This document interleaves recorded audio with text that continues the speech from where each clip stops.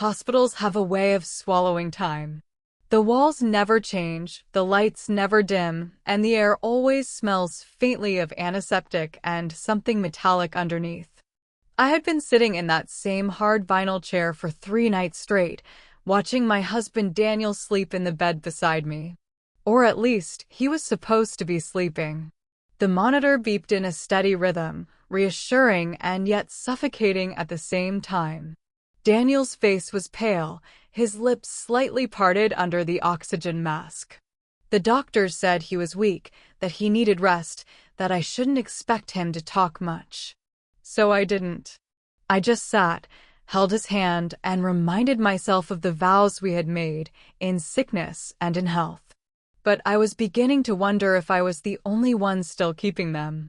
The door creaked open. My heart jumped, though I tried to hide it. The night nurse stepped in. I'd seen her before, quiet, efficient, never lingering more than necessary. She looked tired, with dark circles under her eyes, her hair pulled back in a messy bun.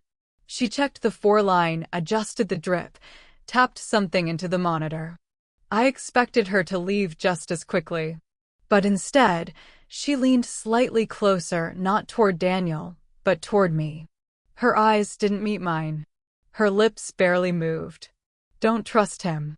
For a moment, I thought I had imagined it. Sorry, what? I asked, my voice shaky. She didn't answer. She kept her attention on the machines as if nothing had happened. I stood up, heart racing, desperate to make sense of it. Nurse, what do you mean? Still nothing. She scribbled on her clipboard, her movements deliberate, almost too calm. Then, just as she turned to leave, she paused. Without looking at me, she whispered again, so softly I almost didn't catch it. Watch his hands, not his face. And then she was gone. I was left standing in that sterile room, every sound amplified. The tick of the clock, the hiss of the oxygen, my own shallow breathing. I turned slowly back to Daniel. His face was slack, peaceful, the same as it had been for hours. If I hadn't known better, I would have believed he was deep in a drugged sleep. But I couldn't stop staring at his hands. They rested on the blanket, pale against the white sheet. At first they seemed still, but then, so slight I thought my eyes were playing tricks, I saw his right hand twitch. The fingers curled, then tightened around the edge of the blanket. I froze. Daniel was sedated. He wasn't supposed to move like that. The doctor had told me his body needed rest, that he was too weak for much else. But his hand clenched tighter, the tendons flexing under the skin. I swallowed hard, my throat dry. Daniel? I whispered. No reaction. His eyes stayed closed, his breathing steady through the mask. His face showed nothing. But that hand was gripping as if it had something to hide. I stepped closer, my pulse racing. I wanted to shake him awake, demand answers, but fear pinned me in place. The nurse's words echoed in my head, over and over. Don't trust him. Watch his hands, not his face. Why would she say that? About a patient? About my husband? I sat back down slowly, my chair groaning under me, and pressed my hands together to stop their trembling. The more I thought about it, the more my mind dragged me back to the weeks before all this. Daniel disappearing into the garage late at night to make phone calls. The sudden business trips. The way he avoided my eyes when I asked simple questions. I had brushed it all off as stress. Work pressure. Nothing unusual. But now, in this room filled with shadows and machines, those excuses felt paper-thin. The clock hit 3 a.m. The hallway outside was silent. I leaned forward, watching Daniel's hand like it might reveal the truth. And just before dawn, when the first gray light slipped through the blinds, I whispered, "What are you hiding from me?" His face didn't change. But his hand jerked once more, clenching so hard the blanket twisted under his fist. And I knew, without a doubt, the nurse was right. Something was terribly wrong. The nurse's warning never left me. Even as the morning shift changed, doctors came and went, and Daniel's chart was updated. Those words echoed in my mind. Don't trust him. Watch his hands, not his face. I forced myself to act normal. When the doctors asked if I needed rest, I smiled faintly and said I was fine. When the day nurse offered me coffee, I accepted. On the surface, I was just another worried wife keeping vigil. But inside, every sound, every movement in that room felt suspicious. Daniel opened his eyes briefly in the afternoon. They were glazed, heavy, but he saw me. He squeezed my hand weakly. You stayed. Of course, I said, though my voice felt hollow. I wanted to believe this was love, that his vulnerability was real. But then I remembered the way his hand clenched in the night, and my stomach tightened. By evening, visitors began arriving. His colleague, Mark, came in, a man I had met only a handful of times at work events. He looked uneasy, as if stepping into this hospital room cost him something. He carried a folder under his arm. Just some documents for Daniel to sign when he's stronger, he said quickly, placing the folder on the side table. His eyes barely met mine. When he turned to leave, the folder slipped from his grip, scattering papers across the floor. I bent down to help. My eyes caught on a page: numbers, transfers, names I didn't recognize. Offshore accounts. Before I could read more, Mark snatched the papers back, muttering, "Confidential business matters." His hand shook slightly. When he left, my heart wouldn't stop pounding. What business mattered more than his health? And why keep it from me? That night, when the hallway quieted again, I acted. While Daniel slept, I went through the drawer beside his bed. Inside were his wallet, a watch, and beneath them, tucked under his folded shirt, a phone I didn't recognize. My hands trembled as I unlocked it. No password. Almost as if he didn't expect anyone to find it. The messages were there, dozens of them. From a woman named Clara. When will you tell her? The money is ready. Don't drag this out. My stomach dropped.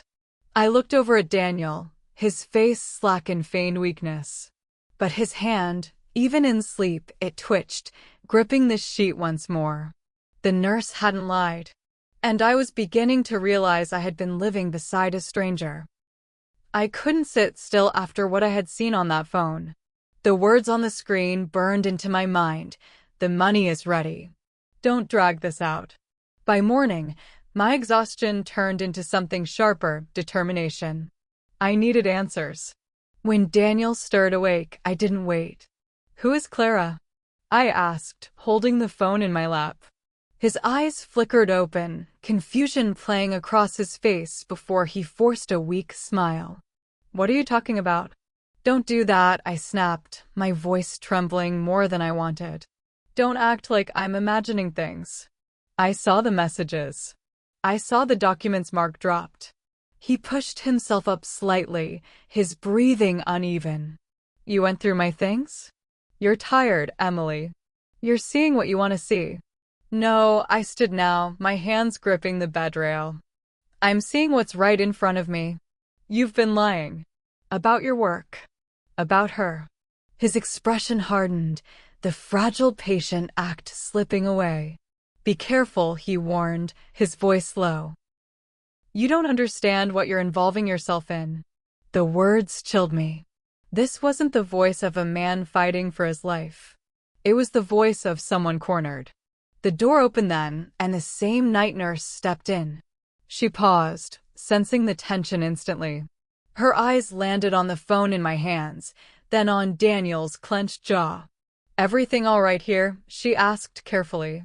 Daniel forced a cough, pretending weakness again. We're fine. But the nurse didn't look convinced. Her gaze shifted to me, sharp and knowing. For a second, I thought she might speak again, but instead she moved quietly to check his for. As she turned to leave, she murmured, just loud enough for me, "Trust what you feel, not what he says." Daniel's eyes narrowed at her retreating back. The mask slipped completely now. She doesn't know what she's talking about. And neither do you. He leaned closer, his voice almost a hiss. If you keep digging, you'll regret it. You'll lose everything.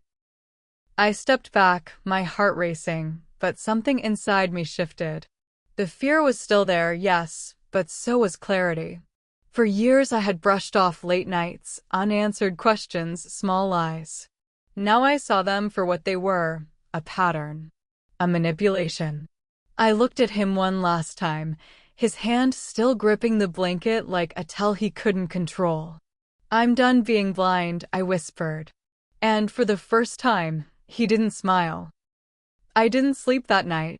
While Daniel dozed on and off, pretending to be weaker than he really was, I sat by the window with the hidden phone clutched in my hand. The messages to Clara kept replaying in my head. The threats he whispered earlier haunted me. By morning, I knew what I had to do. The nurse came in for her shift. I caught her sleeve before she could turn away. "Help me," I whispered. Her eyes searched mine, and then she nodded. "There's more than you realize. He's not just lying to you, he's been moving money through accounts connected to this hospital. Administration already suspects him." My chest tightened. "How do you know all this?" She hesitated, then lowered her voice. "Because once I believed him too." The words hit me like a slap, but I didn't ask for details. Not yet. Together, we went through the folder Mark had left. I took photos of every document with my phone, my hands trembling but steady enough. Offshore transfers, signatures that didn't look like Daniel's, my own name forged on one of them. When Daniel woke, I didn't bother to hide the phone. I stood at the foot of the bed, evidence ready. "It's over," I said flatly. "I know everything. The money. Clara. The forged documents. You've been planning this for months." For a moment, he looked stunned. Then the mask dropped entirely. His voice was cold, sharp. "You think anyone will believe you? I'll say you signed willingly. That you knew. Without me, you'll have nothing." But for the first time, his threats didn't land. I wasn't the same woman who had sat by his bed in blind loyalty. I had proof, and I had someone who had seen the truth with her own eyes. The nurse stepped into the room then, a quiet presence that made Daniel's face darken. "You're not alone," she said firmly to me. Within hours, the hospital administration had been alerted. Lawyers were called. Daniel's so-called illness was exposed as exaggerated. Records of medication manipulation and false symptoms confirmed it. His sickness was nothing but a cover for disappearing with money and another woman. By evening, he was no longer a patient, but a man under investigation. When I finally walked out of that hospital, the weight on my chest was gone. I had lost a husband, but I had found something far more valuable, myself. As I signed the last report with the nurse by my side, she slipped me an envelope. Inside was her resignation letter. "I'm leaving this place," she said softly. "But I couldn't leave without warning you. You weren't the first he fooled, but you'll be the last." I looked at her, truly seeing her for the first time, not just as a nurse, but as another woman who had survived him. And in that moment, I knew rebirth wasn't just about breaking free. It was about choosing never to be blind again.